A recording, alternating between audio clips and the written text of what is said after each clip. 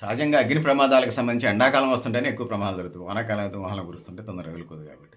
ఈ బీడీ, సిగరెట్లు, సుట్టలు తాగేటోళ్ళు సగం తాగి ఇసిరి పడేసిపోతారు. అది ఒరిగడ్డాముల మీద, పూరీల మీద. పూరీలు తగ్గినా కూడా ఇదున్నది. సో, ఇది ఒక ప్రధాన కారణంగా ఉన్నది. దీనితోని పాటు కరెంటు షార్ట్ సర్క్యూట్స్ అవుతా ఉంటుంటాయి.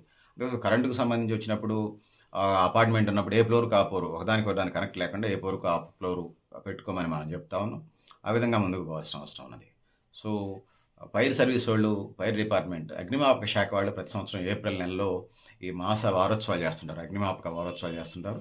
సో, వాళ్ళు జనరల్‌గా బస్ స్టాండ్‌లలో, రైల్వే స్టేషన్‌లో, స్కూల్స్‌లో, కాలేజెస్‌లో, గ్రామీణ ప్రాంతాల్లో ఆ విధంగా సిబ్బంది తక్కువుంటది. ఉన్నంత మేరకు వాళ్ళు సాధ్యమైనది చేసుకుంటూ పోతుంటారు. ఇవాళ సోషల్ మీడియా వచ్చింది కాబట్టి ఇందులో ప్రజలు భాగస్వాములు కావాలి. ముఖ్యంగా ఎన్‌జీఓలు, నెహ్రూ యువజన సంఘాలు కూడా దీన్ని భాగస్వామ్యం చేసుకొని ముందుకెళ్లాల్సిన అవసరం అయితే ఉన్నదని తెలియజేసుకుంటున్నాను. సో, టోల్ ఫ్రీ నంబర్‌లు కూడా 101గా ఉంది ఫైర్‌కి సంబంధించి ఎక్కడైనా జరిగితే. సో, ఈ జనరల్‌గా ఏమవుతదంటే కరెంటు వల్ల ఒకటే మనం ఇప్పుడే అనుకున్నాం. ఎండ, వేడి వల్ల కూడా ఒక్కొక్కసారి కొన్ని రగులుతా ఉంటాయి. ప్రకృతి వైపరీత్యాలు, ప్రమాదాలు జరిగినప్పుడు జనాలు ఇదైతున్నారు. ప్రకృతి వైపరీత్యాలు అని అన్నప్పుడు వేసవి కాలంలో 2 చెట్లు కొమ్మలున్నాయనుకుందాం. ఒక ఫారెస్ట్‌లో చాలా ఫారెస్ట్‌లో అట్లా గాలి కొన్ని వేల ఎకరాలు అమెజాన్ ఫారెస్ట్ దగ్గర నుంచి కొన్ని అరణ్యాలు గాలి ఏమైతుందంటే చెట్టు కొమ్మలుంటాయి.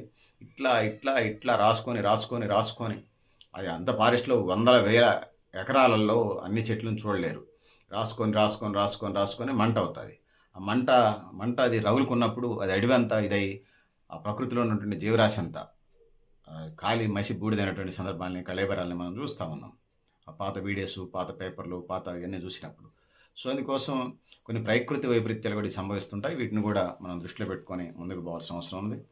సో, అన్ని షాపులు, నివాసాలు, కమర్షియల్ కాంప్లెక్స్‌లు, ఖాళీ స్థలాలుండాలి.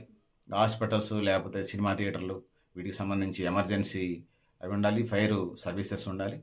సో, ఇక ఫ్యాక్టరీలు, విద్యా సంస్థలు, కాలేజీలు వీటన్నిటికి సంబంధించి విడివిడిగా ఏ ఫ్లోర్‌కి ఆ ఫ్లోర్‌కి సంబంధించి ఈ ఫైర్ సర్వీస్ వాళ్ళు ఫైర్ సర్టిఫికేట్ ఇయ్యాలి. నో అబ్జెక్షన్ సర్టిఫికేట్ ఖచ్చితంగా ఉండాలి. అవి ఉన్నాయా లేవా లంచాలు తీసుకొని ఇస్తున్నారో కూడా చూసుకోవాల్సినటువంటి పరిస్థితి అయితే ఉన్నదనేది ఈ సందర్భంగా నేను తెలియజేసుకుంటున్నాను.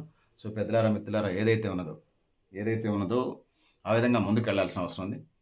ఇక ఏదైనా ఫైర్ జరిగినప్పుడు మనుషులకి యాక్సిడెంట్ అది నిప్పు అంటుకున్నప్పుడు బట్టలకి నేల మీద పండుకొని దుప్పటి గాని, రగ్గు గాని కప్పుకొని అటు ఇటు బొర్లి ఆ మంటలార్చుకునే ప్రయత్నం చేయాలి. సో, ఇది పరిస్థితి పెద్దలారా, మిత్రులారా. ఆహ్, అగ్నిమాపక శాఖ సేవలను కొనసాగిస్తూ మరిన్ని ఫైర్ స్టేషన్స్ పెంచాలి. సో, ఆఫీసులు అవి కట్టేటప్పుడు, అపార్ట్మెంట్ కట్టేటప్పుడు కూడా ఖచ్చితంగా రిస్ట్రిక్షన్స్ కఠినంగా ఉండాలి. లంచాలు తీసుకొని పర్మిషన్స్ ఇస్తున్నటువంటి చాలామంది ఫైర్ వాళ్ళతోని మాట్లాడినప్పుడు లంచాలు తీసుకొని పర్మిషన్స్ ఇస్తున్న పరిస్థితి మనం చూస్తున్నాం. ఇదేమంత మంచిది కాదని తెలియజేసుకుంటూ, సో, పెద్దలారా, మిత్రులారా మీరు కూడా మీ అభిప్రాయాలను కామెంట్ బాక్స్‌లో రాయండి అని తెలియజేస్తూ, నేను Garidepalli Satyanarayana, new Lakshya organisation. Thank you. One and all పెద్దలారా, మిత్రులారా.